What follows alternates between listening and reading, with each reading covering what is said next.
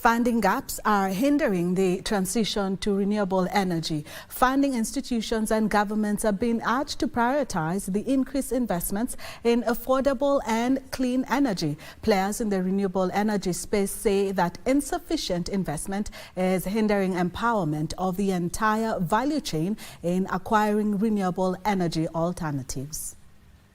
Kenya is known as a frontrunner in the transition towards 100% clean energy by 2030, while ensuring universal access to electricity is achieved at the earliest.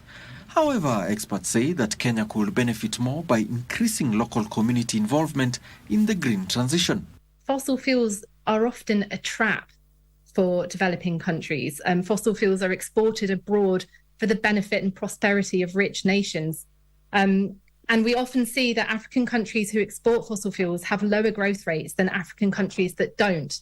As civil society, as community representative or leaders, we have to continue making sure that the voice of the communities and the locals are heard. So while sometimes people can get a little bit frustrated by the result or the slowness of the processes, it's imperative that the groups like ours and the communities show up in this conference and play what we want. Speaking during the launch of REPower Africa, a new campaign aimed at uniting local community renewable energy projects, players pointed to urging financiers and governments to prioritize and increase investments in affordable and clean energy. With what we are asking for, if we present in united front as Africans, East Africans, with 1, 2, 3 clear and concrete demands, then we also pressure our own leaders on the continent. Campaigns like these are targeting communities at the forefront of the climate crisis and aim to start actions in countries where renewable energy campaigns are already active.